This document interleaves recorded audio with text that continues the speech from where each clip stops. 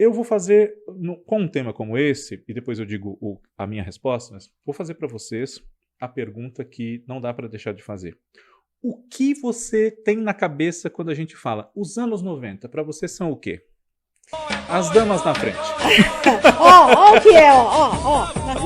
Uga, é. A musa da banheira, Cacalabalas! É isso, acertou em cheio. Na verdade, Já pegou assim, sabonete no banho, Cacá?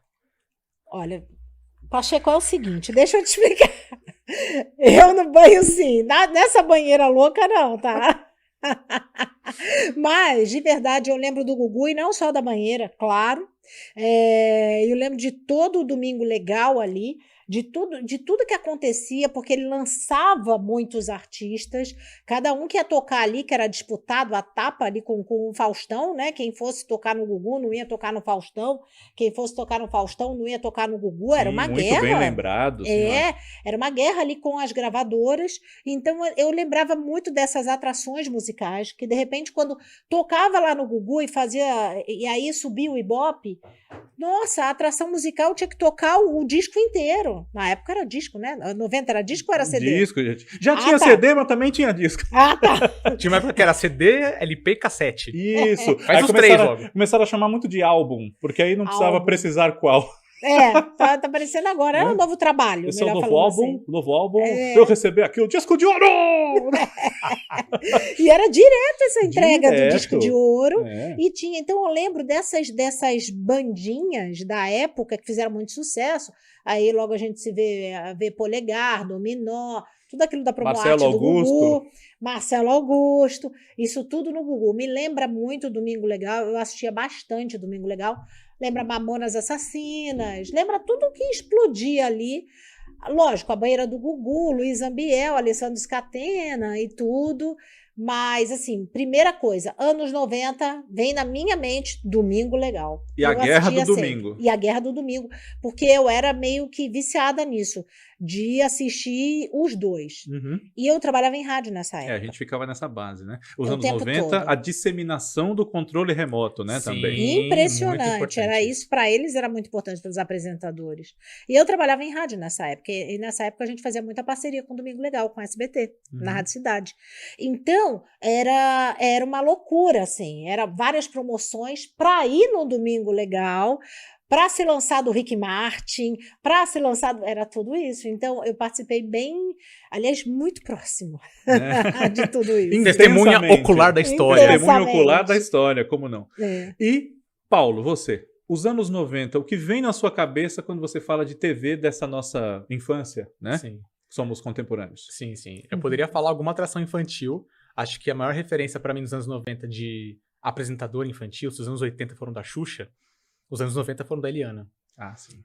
Então, assim, tanto no SBT quanto na Record, as crianças que estudavam de manhã não tinham muita noção, mas quem estudava à tarde e via TV pela manhã, no meu caso, foi alfabetizado pela Eliana. Você contava assim? Polegares. Sim, fazia Cantava? tudo. Nossa, pop. Põe o pezinho pra frente, põe o pezinho pro lado. Como é que era? Eu não lembro. Põe o pezinho pra frente, ele agora, dança o pop. Tá bom, gente. Mas uma coisa que você falou, Cacá, é muito importante, porque Domingo Legal, pra mim, também é a maior referência dos anos 90, por causa da disputa por audiência. Duas coisas muito importantes aconteceram nos anos 90, que foi, o Fábio falou, a disseminação do controle remoto e o Ibope minuto a minuto. O controle remoto veio nessa nova onda de aparelhos de televisão, né? Isso. Não podemos falar da TV dos anos 90 sem falar dos televisores dos anos 90, a economia do Brasil. A estabilidade da economia. Exato. Né? A partir de 94, por exemplo, eu tinha uma TV em casa. Eu passei a ter 3, até o final da década. Inclusive uma TV UHF, que pegava canais UHF, que também foi outra revolução dos anos 90. Nossa, a gente não tinha mais 7 canais. Tinha uma infinidade de canais. Então a gente... E segmentados. E segmentados. Então, para quem é apaixonado por TV como nós dois, né? Eu até posso falar nós três, nós passamos a ficar vidrados em televisão, porque tinha uma variedade muito grande de atrações. Quem ficava nos anos 80 assistindo a TV da sala, ali com a família, essa tradição se perdeu um pouco, porque tinha TV do quarto, tinha TV da sala, tinha TV da cozinha. Verdade. Enquanto você lavava uma louça, fazia uma comida ali, fazia um almoço.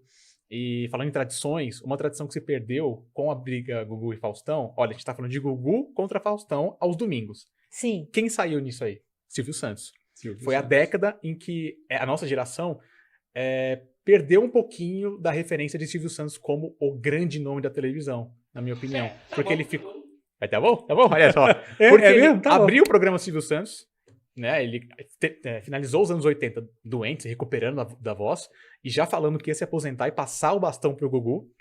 E chega nos anos 90, ele abre o programa Silvio Santos, apresenta lá uma Tentação, qual é a música e tudo mais, e termina no Topa Tudo por Dinheiro. Sim. Então, o meio, o filé dos domingos ficou pro Gugu. Então, a nossa grande referência ali de tudo de bom e de ruim foi o Gugu e, consequentemente, o Faustão, porque um alimentava o outro, né? Parece que Gugu e Faustão era uma coisa só. É verdade. Sim. E aí, depois, a ação publicitária ligando os dois programas ao vivo, né? Os dois programas eram vistos, aliás, os dois apresentadores vistos ao vivo nos dois canais, né? Eu não lembro qual foi o produto, qual foi a marca que fez isso. Nestlé, justamente. Pois é. E aí... Já em 2003, já nos 2000, mas já nos 2000, o rescaldo de anos 90. Rescaldo, e tinha chamadas na semana, na segunda, quando tinha os dados já da audiência do domingo, eles colocavam um ringue de boxe, assim, Gugu venceu o Faustão, e eles assim e tal. Aí o SBT assim, Faustão aqui, só, a diferença às vezes não era nem tão grande, mas era tipo pesquisa eleitoral, né? O Gugu aqui, Faustão aqui. É verdade. É claro que não anunciava se o Faustão ganhava, né? Mas enfim. Hoje ia render processo, viu? Hoje ia render processo, exatamente. Hoje ia render mesmo. E incitação à violência. O Neuber, ele comentou aqui, acho que na semana passada, né? Que esse é o momento da televisão em que a gente deixava de fazer um programa na rua, deixava de ir na casa de alguém, um aniversário, uma coisa, para ver televisão, principalmente domingo. Muito. Né? E ele nos manda, ele está nos assistindo. Ele nos manda. Boa noite, boa noite, como vai? Ele nos manda o seguinte: para mim, os anos 90 foram o ápice de popularidade da TV aberta no Brasil. Sem dúvida. Sem dúvida, porque embora antes dos anos 90 já houvesse um cenário muito grande de audiência potencial, por conta do incremento de mais aparelhos, né? Então as pessoas tinham, como cada membro da família praticamente, vê o que gostaria. Né? Então você tinha um número de aparelhos possíveis para se atingir muito grande, e isso colaborou para que o HF nos televisores que recebiam, né, se comunicasse, por exemplo, com o público jovem, que você via MTV no UHF, né? Aqui em São Paulo. Tinha lugares que era VHF, mas o UHF basicamente, né?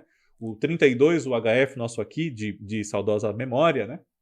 E aí você tem o canal do Shop Tour, que fica vendendo coisa lá o dia inteiro. Você tem um canal que transmite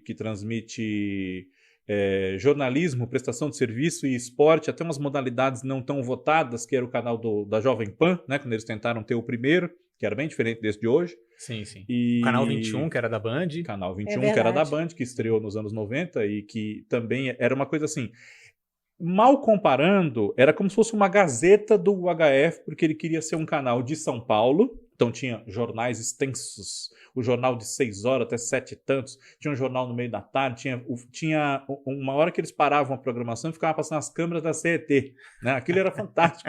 Para ver o trânsito, né? Exatamente. Aí, você sabia que estava no 21, hora tal, e ficava as câmeras da CET. Aí estava lá, Ipiranga com São João, e você via lá. Então, eu já arrumei muito relógio de casa por causa do canal 21. Exato, e séries, e filmes. Para você que não queria ver jornal nem novela, tinha um filme 8 horas da noite no canal 21. Todo dia, de domingo a domingo. Sim. Na sessão das 8, aqui no 21. Né? E era muito bom, e séries, e depois, mais pro fim da década, entrou um programa ótimo de entrevista com a Maria Cristina Poli, que ela fazia dentro do ônibus, né? Que era o Circular. Nossa, isso... Nossa, isso... Todo mundo fala disso. Respondendo, né?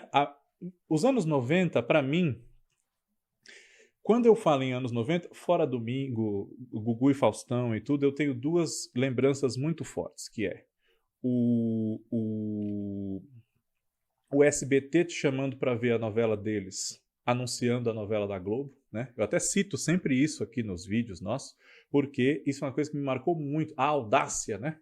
Eu achava isso genial, sempre achei, genial. E acho ainda mais, até agora. Com audácia, eu tô falando assim, positivamente. É uma jogada impressionante, porque ele passa o comercial, assim, né?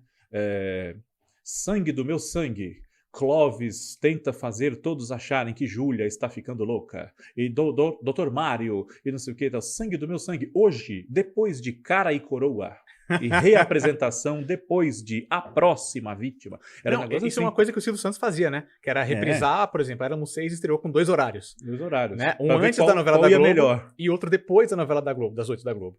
Então tinha essa, não preocupação, era realmente o reconhecimento de que a Globo é a líder. E que não o Silvio consegue, Santos... né? Não consegue ser líder, não consegue. Ai. Mas o Silvio Santos, ele sabia que a Globo era imbatível e ao mesmo tempo ele se orgulhava do segundo lugar. Tanto que foi o SBT que criou o termo vice-líder. Quem comemora o segundo lugar? O SBT, Campeão porque a primeira... absoluto da vice-liderança. Parece o time do Santos, que o Pelé é o maior artilheiro, e o Pepe fala, eu sou o maior artilheiro. Porque o Pelé não conta. O Pelé é como se fosse na Globo, e o Pepe é tipo o SBT, entendeu? Que maravilha. Então acontecia isso muito. O Silvio Santos já falou isso. É difícil ele dar entrevista, mas uma que ele falou no palco e tudo, ele falou, não adianta brigar com a Globo, eu não vou brigar com a Globo. Eu vou pegar o que é meu, e isso ele fez muito bem, porque... A Globo é um supermercado, eu sou uma quitandinha. Mas assim, de verdade, ele tá certo, porque na hora que você pega o seu DNA, que era programa de auditório dele, nossa, por isso que ele bate em programa de auditório. Programa de auditório da Globo, a Globo sempre foi difícil para a Globo fazer um programa de auditório, o que para o Silvio Santos era muito fácil, era o DNA do SBT, né? Sim. Sempre foi o DNA do SBT e mandava muito bem. Eu acho que nesse ponto ele era muito inteligente, porque as outras queriam o quê? Fazer a novela igual da Globo.